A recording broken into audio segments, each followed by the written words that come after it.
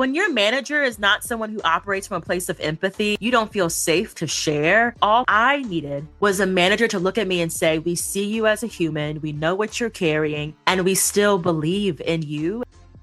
Welcome to Desperately Seeking Senior Living, a podcast for sons, daughters, grandkids, spouses, and all caregivers who suddenly find themselves tangled in the search for senior living and care. If you like today's episode, don't forget to subscribe and check out our doable download in today's show notes for a printable summary of the show and a bonus tip. Welcome back to the Desperately Seeking Senior Living podcast. I'm your host, Valerie Lynn, founder of ClearPath Senior Living Solutions, where my mission is to help families go from desperate to doable. And I am so excited to welcome Jessica Guthrie to the show.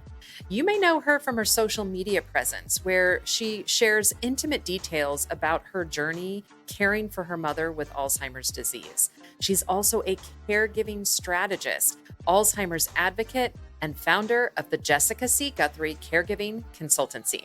She's become a nationally recognized voice helping organizations better support America's 63 million family caregivers. In today's episode, we're exploring what happens when caregiving collides with the workplace, why so many employees are quietly struggling, what employers often don't understand, how the Family and Medical Leave Act fits into the conversation, and why empathy isn't just good leadership, it's good business. So, whether you're a family caregiver trying to balance work and caregiving, a manager supporting an employee through one of the hardest seasons of their life, or you're a senior living professional working with overwhelmed families, this episode is for you. And be sure to join us next month when Jessica returns to share her personal caregiving journey. Here's my conversation with Jessica Guthrie. It was just recently that I started really getting into social media. The comment section is blowing my mind. In my comment section, there's like caregiver shaming for those families that choose assisted living. There are professional caregivers and nurses going, hey, what are you blaming us for? Why don't you be more involved with your loved one? I mean, it is crazy. Wow. And you and I are very similar in that we are hugely passionate about education and like really making sure that we can change that. I want to change this industry. So on your side, you're on the corporate side, which I love. And for me, I've been working for over 10 years being that bridge between senior living communities and professional caregivers and the families. Yep. Because the truth is, they have no idea each other's stories, like at all. They have no idea. So I would love to know just your advice, perception. Like, how is it that we are so far apart when it comes to these two worlds? I have noticed, and I try to always like respond thoughtfully when people say like, well, I would never put my mom in a home. Like, that's why I have her at the house with me. And it's like, first of all, you know, there's a lot of privilege in saying that statement, but also like, there's so many circumstances. And regardless of what you choose, you are still a caregiver of some, you know, for your person, but also every scenario is hard, right? Like, who are we to judge a choice when when we have, so anyway, I get a lot of that coming from a lack of knowledge place. So I try to like, offer a perspective there. I have noticed, even with my post when I talked about the hospice nurse calling me last minute, it's so interesting how quickly healthcare providers are quick to like defend why they do that. And I'm just like, actually, no, this is not a place for excuses or for you to defend your responses. It's a place for you to listen.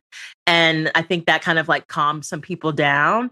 So yeah, I don't have that, but I do think it's because you are balancing senior living and caregivers that there's a whole, it's a whole different world. Girl, let me tell you. And it's true, right? What you were just saying, I love how you said that it's like, wait, listen, I do try to hold space for both sides, but it kind of, you know, even though I've been doing this for and before I started my company over 10 years ago, I worked in senior living. That's where I came from. Yeah. And so I have seen both sides of it now. Yeah. And I have seen bad things. It's Hmm. true, right? Hmm. But it's like not every place is bad. And so for me, my goal is let's let families in on the insider secrets Yeah. to raise the bar. Yeah. Because when I need it someday, I want it to be a Mhm. better place, Yep. right? It's Yep. like, Yep. You're fighting an uphill battle because the yeah. society and like the conversation around senior living is just so negative because there's been so many bad apples, right? Like, and Mhm. it's really hard to make a really beautiful pie when all you hear is the stories of the bad apples, you I know? love your analogy. Uh, I love that. Okay. I would love to hear more about the bridges you are trying to build mhm, between family caregivers mhm, and mhm. their jobs, their other Ooh, jobs, right? yeah. The Mhm, companies mhm. where they work. Tell us more about that bridge that you're trying to build. That's a great question. So, I've been caring for my mom now for almost 12 years. So it's been Mm. 11 years and 8 months, as Wow. she's been living with Alzheimer's disease. And I worked full time. I have been working full time. So I was really and I say fortunate because so many companies don't support family caregivers very well, but I had really great managers, colleagues, and structures and systems at my job that allowed me to thrive as a caregiver, but also still be poured into as a worker. And so I'm Wow. still promoted. They paid for grad school, flexible schedule. You know what I mean? Like they let me Mm. move back home and then travel back and forth. Like there's just so much that now that I'm away from that environment, I can clearly see like, wow, like that's unheard of, right? But also like I'm just so very grateful. Like yeah, it's just so grateful. And so I share this to say that so when my mom was diagnosed in 2014, it very much felt like a collision of two worlds because I Mhm. had all these aspirations of wanting to be executive by a certain age. I want this role, plan A, B, and C, master's degree, like all these things. So like my career, I was very type A, achievement oriented, career driven. And then of course, caregiving comes out of nowhere. And I'm sharing this story because when I started sharing my life publicly on social media, my first handle was when career and caregiving collide. Because when that happens, you have some choice points. You can let this you know, caregiving thing take over, right? And you lose a sense of who you are, or you can really start to advocate for yourself and be empowered to show up as both a caregiver and a person who is rocking it in your career. So that's where when career and caregiving collide, which kind of led to my first like business venture or like one piece of my business Mhm. is how can we make sure we are normalizing the conversation around caregiving in the workplace and ensure that we are supporting our employees or your employees that are caregivers, particularly caregivers of Mhm. people that are not just children. I think that's the other thing is Mm. that companies have finally like made it to the point where we're starting to acknowledge parents, right? Like acknowledge people who are either birthing or bringing children into their home. But so often I still felt pretty isolated as a caregiver of my mom. And so, how do Mm. we create more inclusive policies, conversations, and environments for people who are caring? Because frankly, 60% of your workforce is a caregiver. Yet, Right? Yeah, it's crazy. And do you want to share how old you were when sure, this yeah, started? I was 26 You were when it young. started. And You were I'm so young. All of still those young. Yeah. dreams. You are still young. You're younger than me. But yeah, you had all those dreams and all those aspirations. And I love that you were able to combine those two worlds. And Mhm.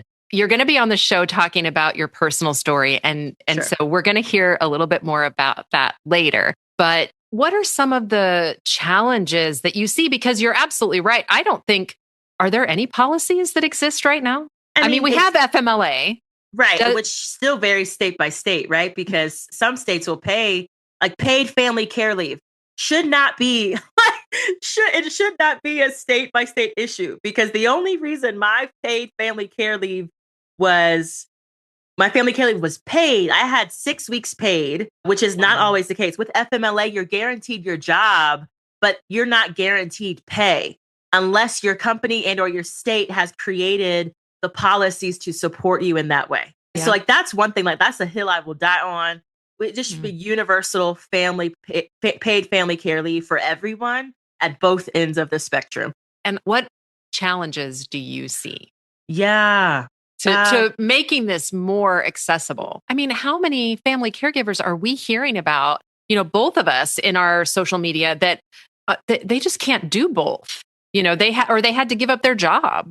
yes. And I'm one of them. I left my formal job in Mm. 2023 because frankly, the cost of care, like that's a challenge. A challenge is Mm. the cost of care for an average, not even extensive skilled care, but basic companion care for your person is easily at least $25 an hour. Okay. And then if you Yeah. need something overnight, you could easily be paying like $300 a day. Like that's on the low end. And so when you start to do that math, you realize like that's just unsustainable. So I can still be Yeah. like a working individual, but I'm working to literally pay a Hmm. caregiver to be with my person. So I think challenge number one is people leave their jobs because the cost of care and having reliable care to do what you need to do to support and protect and keep your loved ones safe is just so Yeah. expensive. I think a Yeah. second challenge is, honestly, I used to always say this when I was working with my team, but people don't leave jobs, they leave their managers. And so a key Oh, you that's know, interesting. yeah, when your manager is not someone who operates from a place of empathy and curiosity and holding space for you don't feel safe to share. You think there's going to Yeah. be retaliation. You don't know the resources. When really all people needed, what I needed was a manager to look at me and say, "We see you as a human. We know what you're carrying, and we still believe in you and what you're capable of." And because of that, like, tell us how we can help you, right? And when in reality, like my only request was, I just need to lean into my flexible PTO. You know what I mean? Like it's a really simple request often, but people don't feel safe enough with their frontline managers to articulate what they need. So that's like a second challenge is managers are not equipped or trained to really show up from a place of empathy and curiosity to support folks who may be caregivers. I Yeah. and then I think the third challenge is truly just like not knowing what exists to support them. There are so many Mm. companies that have like, employee resource groups and EAP this, and we've got this program. And Yeah. it's like, I went many years at my organization without knowing the very resources that these org has like invested in that could have helped me. And so that Yeah. goes back to the manager, but also like, how are we making sure we're integrating the realities of supports so that whether you're a caregiver or not, you truly know what exists so that when that time does come, you don't waste time spinning your wheels and are thinking that there's nothing there for you. Absolutely. And I think sometimes the managers don't know Sure. because Yeah. here's what I have found that unless you've been through this yourself, Sure. the Yeah. manager probably doesn't know the resources either. Yeah. Like, Exactly. and okay, so where do you think ageism comes into this conversation? Oh, such a good question.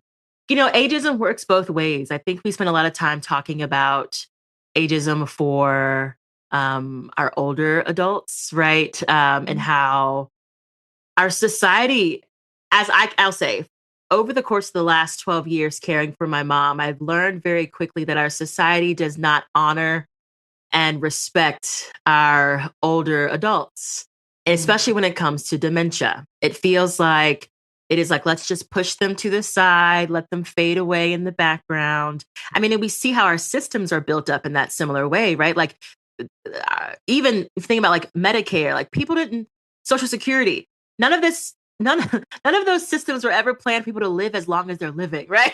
And so when True. you think about that, you're just like, yeah, like there are no safety nets and conversations around how do we make sure that our people who are aging can do so with dignity and grace and still thrive regardless of the disease that they're living with, regardless whether they're at home or in a community, whatever it might be. So I think that there's a lot of assumptions and stereotypes and ageism when it comes to what older people can do, Mhm. what they're capable of, what they should be given, and that I think is normalized. But what I'm going to talk about is like the ageism the other way as someone who has been a younger caregiver and not feeling as if people see me, respect me, and listen to me as someone who has been responsible for my mom's care for the last 12 years. And I Yeah. see that in hospital systems, right? And like whether the hospitalist actually listens to what you're saying and the story that you can tell about your person's care, Mhm. to, giving the appropriate medications, to, the questions that I might have for them around like how my mom should be leaving the space. You see the ageism as it relates to navigating your primary care physicians and any other specialists, and whether or not they are open to your feedback, open to questions, open to you driving the conversations. You also see it when navigating just like people, when you tell people, when I tell people, "Oh Mhm. yeah, I've been my mother's caregiver for X number of years."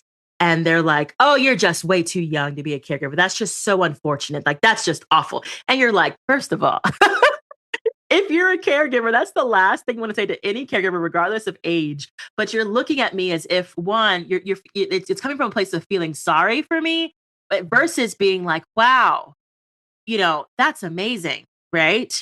And sure, you might be really young, but like that's like you have taken on a major task to care for your person. Mhm.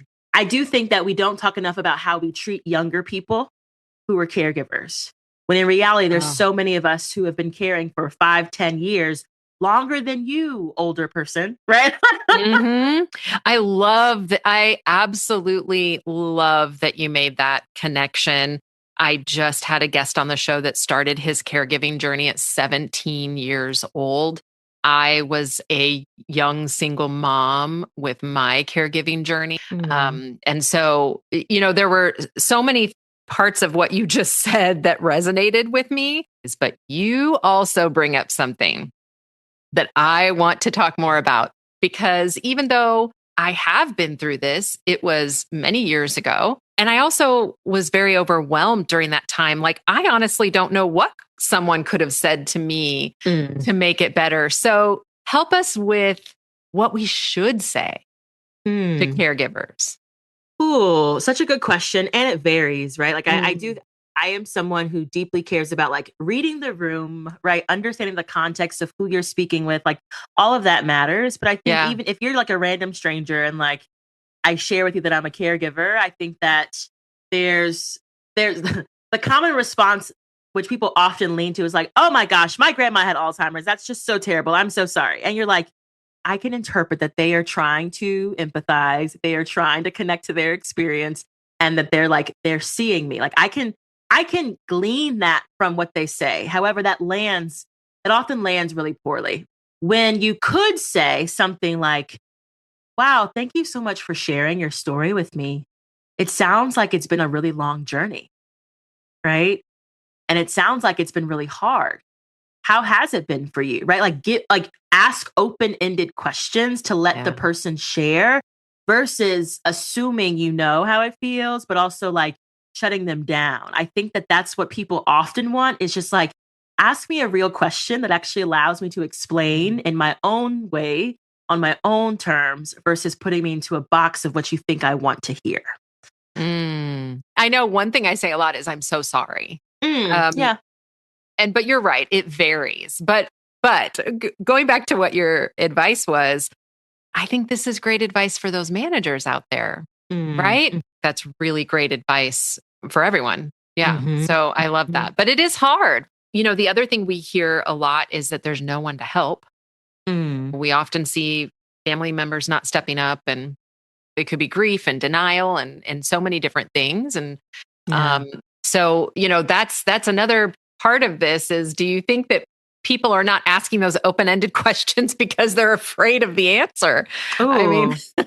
Possibly, yeah. I think it's also just like that is just society too. Like people are always like, "How are you?" It's like, do you really want to know how I'm doing? Or are you just saying that's this so you're true. passing by? I think it's similar to Yes. this when you talk about care, but I think the other half of it is just that we haven't normalized caregiving as part of our everyday conversation, Yeah. right? I think when you think about the best person to talk about caring with is someone who's also a caregiver or who has been a caregiver like recently because they just get it.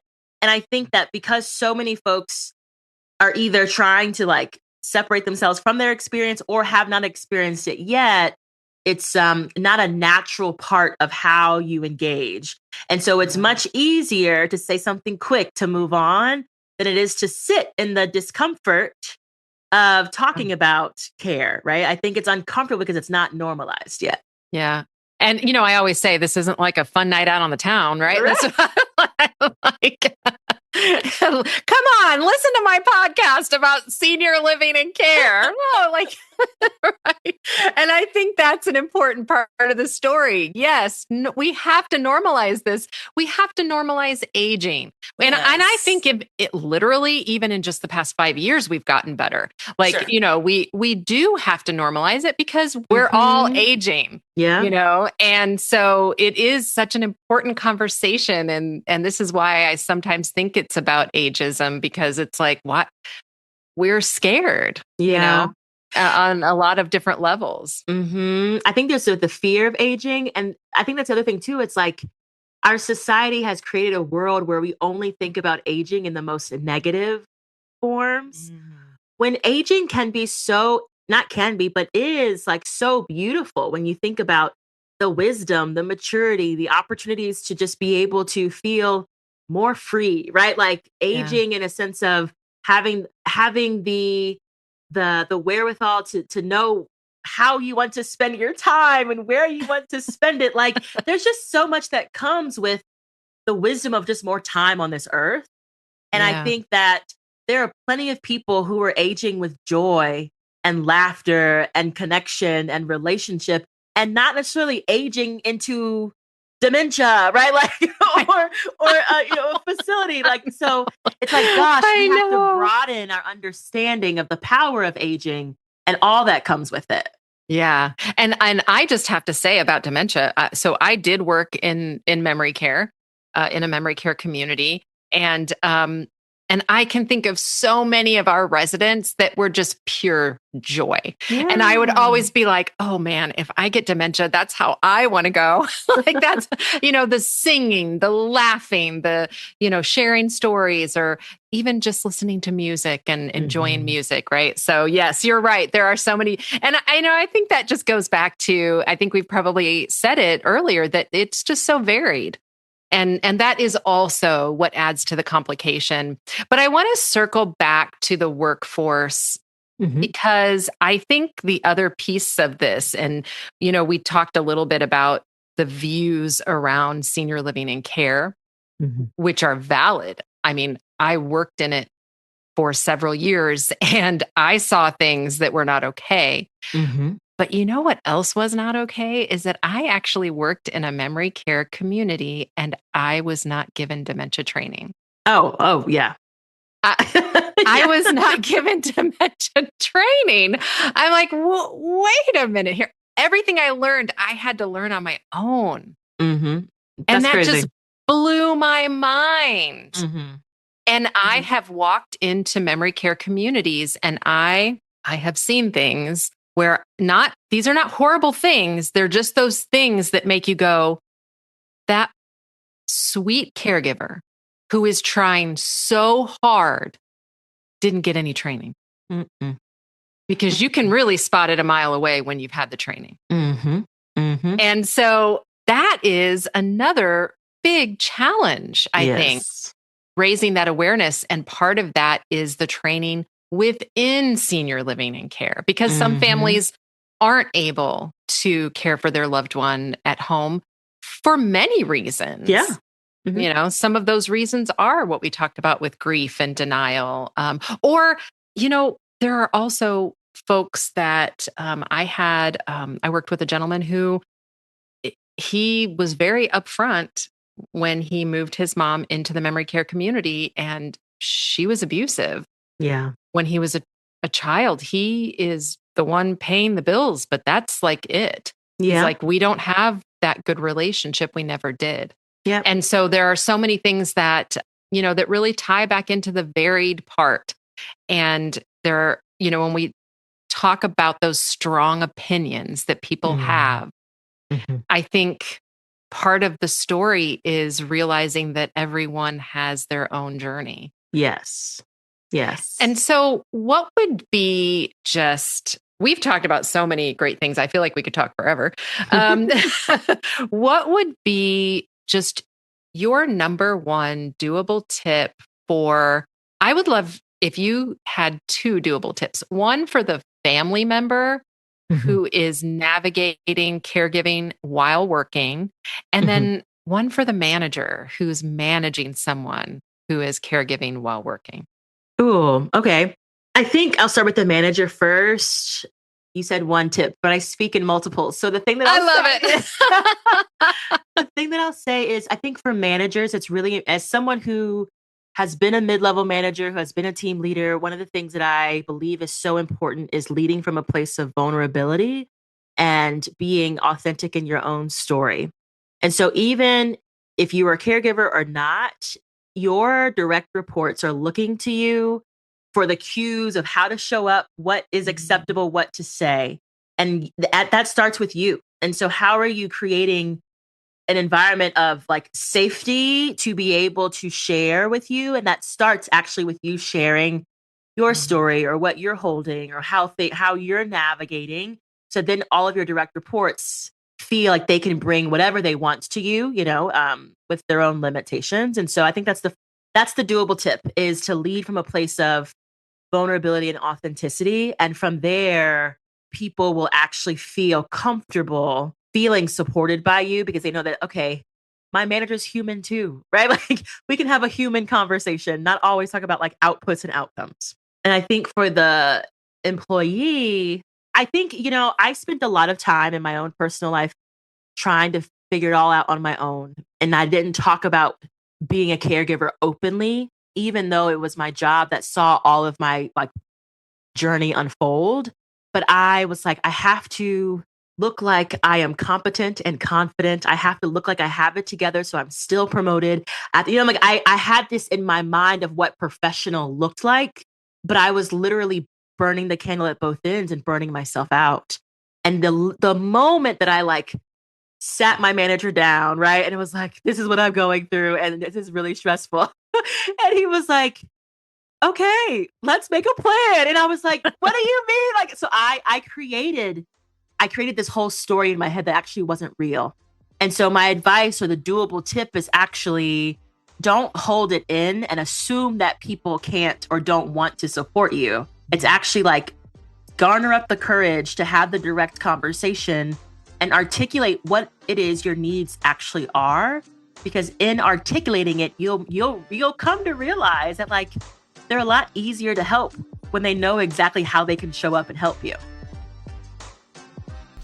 Today's episode is brought to you by ClearPath Senior Living Solutions. ClearPath helps families find assisted living, memory care, and other resources.